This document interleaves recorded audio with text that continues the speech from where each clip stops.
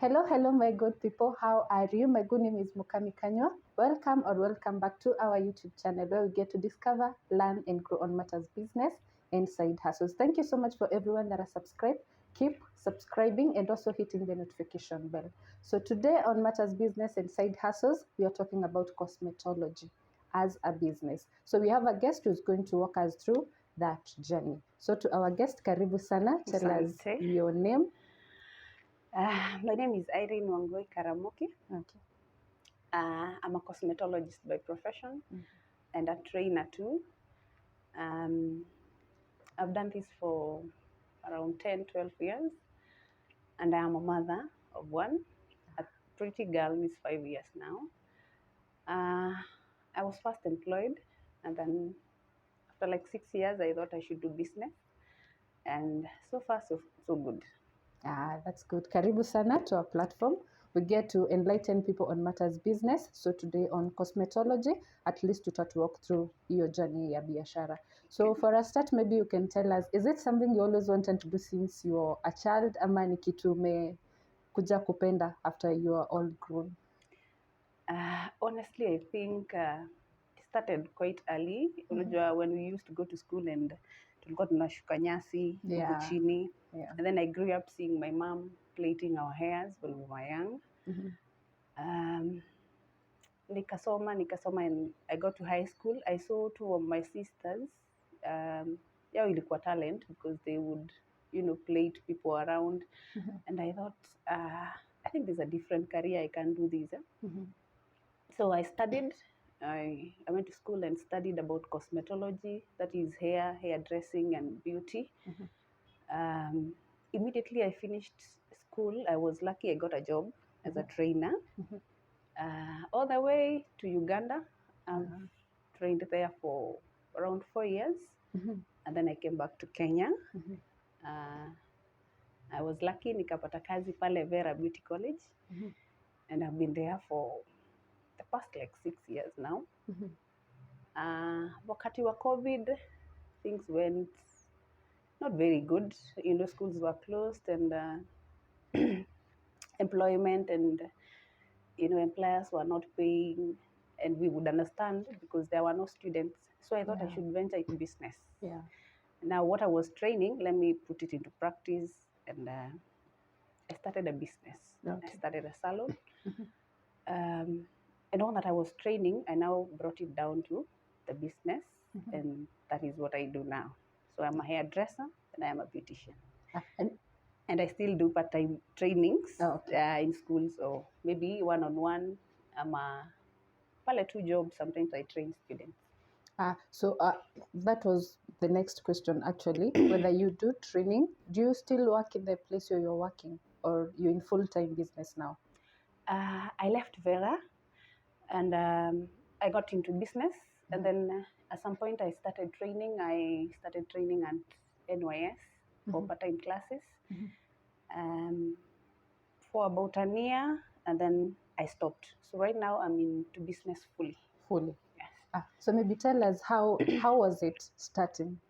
Was it easy? Were there challenges? What was it like starting Honestly, your own business? It wasn't that easy because you see now school and training is totally different from Business. hands-on, yeah? Yeah. Because this is what you train out there, now you need to do it practically. Yeah. So it wasn't that easy. One-on-one with clients. Kule shule, we used to students, you would guide them, you would tell them do this and this. So this time we come to business and it's you to do it on, on a client.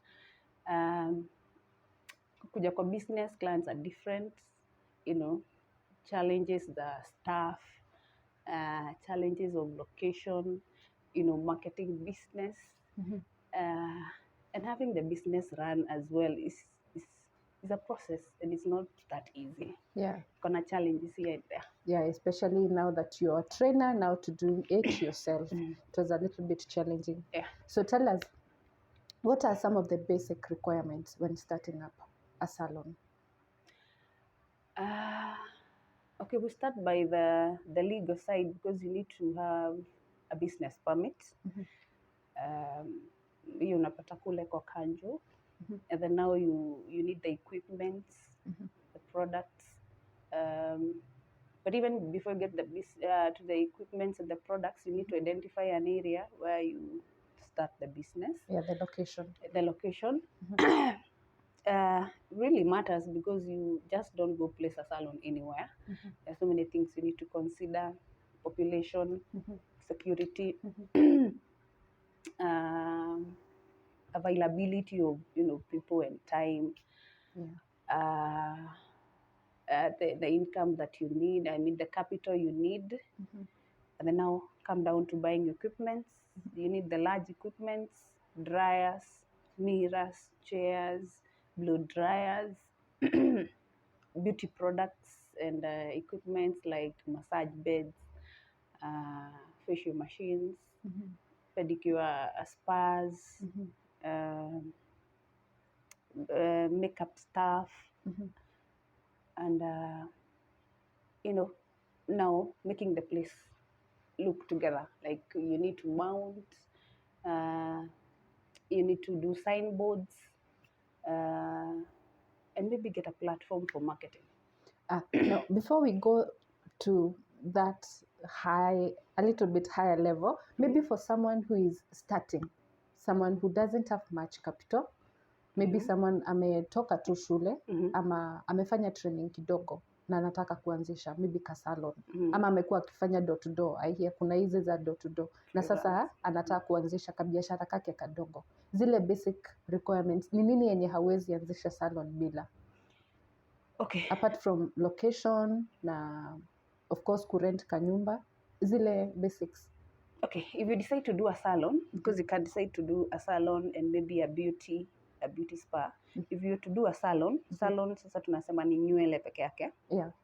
You'll need chairs, mirrors, a blow dryer, a dryer, a sink, and a station. Simple. Those are the large equipments. Alafu sasa kuna zile ndogo, you need rollers, you need combs, you need towels, you need now the products: hair foods, shampoos, conditioners, maybe hair colors. Being it's a salon utashuka, so braids and weaves, and maybe accessories like beads, anything hair, and we call them hair ornaments, beads, clips, hair bands, rubber bands, hizo zote. If you're to do a beauty spa, call it you need to do nails, maybe vitu kama facial, pedicure, manicure, makeup. You'll need a massage bed. You'll need a mirror too. You'll need several chairs. You'll need a manicure table or somewhere you can place your nails.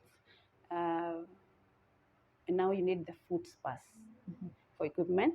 And then now you need the products: nail polishes, gels, files, nail cutters. Those are tiny stuff. Perfect. So far so good. But if I were to ask, since you do training, do you train people at your salon? Yes, I do.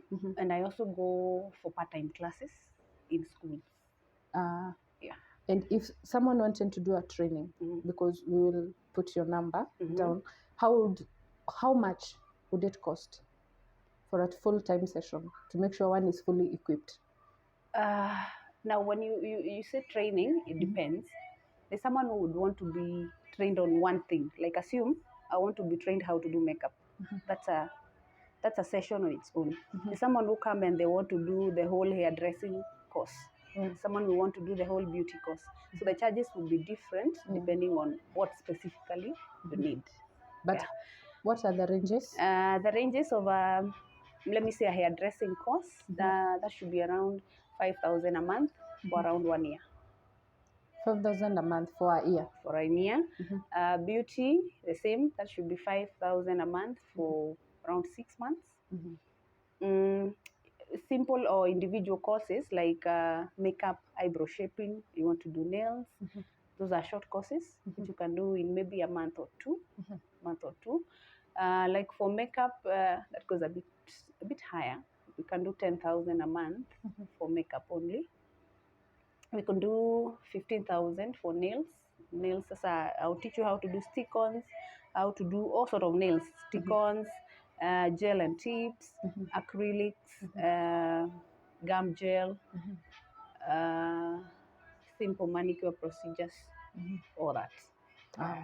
And how long, like for one to be fully equipped, it goes for a year, or it could be less?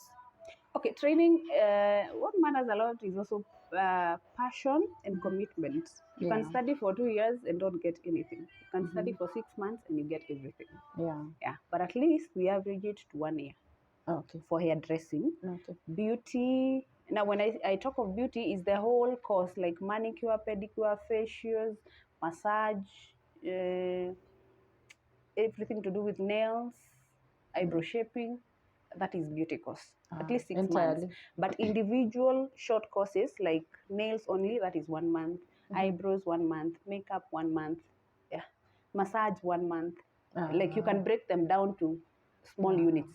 Small units. Yeah. Okay. Now, as business grows, of course, kuna kuanga na you need staff. Yeah. If someone was out there na maybe anashindagwa, nikienda kusaidia kwa salon, nikwe assistant kwa salon, maybe ako well equipped, salaries zinakuangaje? Ni kitu mtu anaweza fanya kama biashara pia, like akuja kuwa assistant na kuwa analipwa fiti? Okay, it depends. One, on what you can do in a salon. There's someone who would want to come and work. Like when I say work, is have clients and do the services that are done there. Yeah. There are 2 ways we pay. Excuse me. We can do commission basis and we can do salary. Most of us in salon huwa hatukubali kulipa na salary because salon is skill work. It depends on how fast you can do it. Yeah? So when we talk of salary, we can either limit or pay more. Yeah. You get, but when we do commissions, that means you earn depending on how much you work. Yeah. Get. So maybe like if I have a salon and I say I'll pay you 15,000 at the end of the month. Nikiangalia sales zenye umefanya could be much more than the 15,000. Yeah. So nitakuwa nimekufinyilia. Yeah. The same thing, naweza kuwa ni 15,000, but when I look at my sales, you only worked for 5,000. So umenifinya mimi. That is why we prefer the commission basis so that you earn depending on how you work. And then, we are human beings. So kuna mtu anajua, I'll just, relax at the end of it all. Si niko na mshahara. Yeah. So nitatulia tu. And then there's someone who be like, I need to get more clients. I work more. Yeah. Get. So ndo tuna prefer the commission basis so that you either pull up your socks or you kutulia kwa comfort zone. Perfect. So what are some of the challenges you encounter in line with cosmetology business? Challenges, I think one of the biggest challenge mimi nimepata ni the working people, employees. They're on and off. They are in today, tomorrow they are not in. Umemwajiri, and since si kazi permanent, atakuja 1 week and they'll be like, nimechoka. Yeah? You go back to square one looking for another one. The same employees utapata, they'll come, kanajua, I know everything, I can do everything, and then when it comes to now the real job, you're like, she can't do it. So you end up getting disappointed.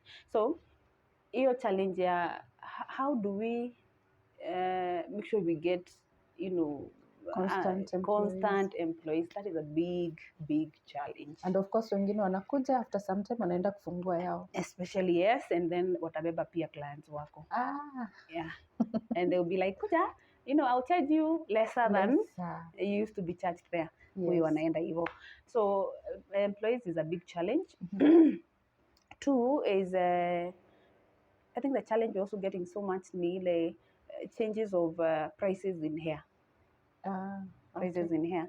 Client alikuja the salon 2 months ago, amerudi tena, nywele zimeongezwa. It's very hard to convince your client ati nywele zimeongezwa. And being with the environment, I mean with the economy we have right now, we're expecting anything. Yes. Yeah. Challenges. Kusimama sana. I think, okay, let me call it, it's not a challenge really, but yeah, kusimama sana. And then unapata maybe umesimama na mtu amekulipa pesa kidogo. Alafu do your fingers zinaumanga at the end of the day, ama you get used to it? Not really. The more you do, that is hair and beauty. The more you do, the more you perfect, and the more you get it, right? Okay. So like me, I can stand the entire day. Na nisichoke. And in the evening, utasikia nikicomplain ati ninaumwa na miguu au mgongo. No. Yeah. I can, you know, I can like plate 3 people at once, and I don't feel it. I don't feel the fatigue and all that. So it's the more you do, the more you get it, the more you perfect. And of course with passion, inakuwa easier. Perfect. So thank you so much for coming. I really do appreciate. But before mtu mwenye anataka kuanza salon huko nje, kuna zile qualities. What makes a good cosmetologist? What makes a good cosmetologist? The first one is passion. You really need to have passion in cosmetology. It's not an easy job.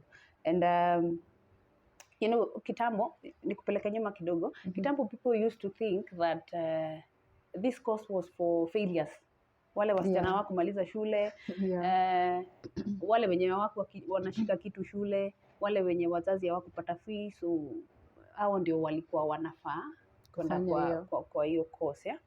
But with time, actually kama kuna watu wana earn pesa mingi right now, ni cosmetologist, yeah? Watu people have embraced beauty and hair, and now that the mentality ile these are jobs for failures or wenye hawakuwa wanashika kitu shule is long gone, right? So it is now business like any other, and so if you want to be good at the cosmetology bit, you'll have to have the qualities like any other person who goes to work. Any other profession. Lazima kuwa hardworking. You'll have to be self-driven. You'll have to be very honest and truthful. Si mtu amekuja na anataka kupakwa a product from TCB, and then you pick another one from another company, and then, you know, mix them and mwambie ni hii. Honesty. And you know, also honesty when it comes to products and all that, gives you a very good result. Usitake maybe kutumia product cheaper, and then you are charging too much. Of course, the results will be different because of the quality.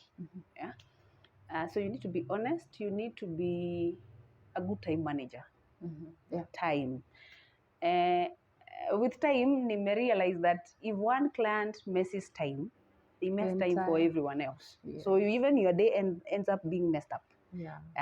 Ulikuwa umepanga, I'll schedule my clients for 2 hours, 2 hours, 2 hours, 2 hours. And then one of the clients atakuja in the last 30 minutes. So I may waste 1.5 hours. It's going to mess up all the other clients. And including yourself. So be a good time manager as well. And teach your clients to be time managers, because the more you can do, the more you earn. So if you also waste a lot of time on your clients, then you don't earn enough. Alafu, all the same, ni tricky because pia client anataka umpatie time yake. You just don't do things faster and, you know, she goes. So you need value for the money. So you need to be a good time manager. You also need to be, what is the exact word? Like learn how to not waste things. I don't know how I do that. The products that you're having. The products that you're using. Kama ni hizo shampoos, use them wisely, especially if you're in business. Because if you waste, then utapata at the end of the day, you're not making anything. And the normal, you know, the normal characters, you need to be polite, you need to be humble, etiquette, you know, how you treat people. Watu wa salon tunajulikana sana for gossiping. So Yeah, true. you need to be, you know, very polite and, you know, calm it down. Like a boundaries. Eka boundaries. Yeah. Yeah, I guess I have them. Yeah, and maybe this I think the last one, mtu mwenye anaweza taka ku source braids, Mm-hmm. mtu hutoa wapi? If mtu angekuwa anataka kwenda ku source at a cheaper price maybe, Mm-hmm. where is the best place? If you really have money, let me use that word. Kama uko na pesa, go direct to the companies. Manufacturing companies, kuna zile za mafuta, kuna zile za braids, kuna zile utapata they are doing all. If you have money, go for that. If you don't, kuna wholesalers. Call them wholesalers. Au hata I think ndio wengi na ndio ni rahisi kuwafikia. They are closer to where we are. Like now we are in Thika town. So ukienda pale main stage, there are so many wholesalers. So utazipata huko. Maybe at a lesser, cheaper price than venye utapata kwa retail shops. Yeah. Perfect. So thank you so much. You're welcome. Yeah, we'll make sure to let people contact you through your numbers. So thank you so much for coming. We You're appreciate. Welcome. Thank you. Asante sana, and we pray you well in your business, at least tupate customers wengi. So thank you so much everyone for staying along with us. Asanteni sana. Keep subscribing because more content is coming up. Asanteni sana. God bless you.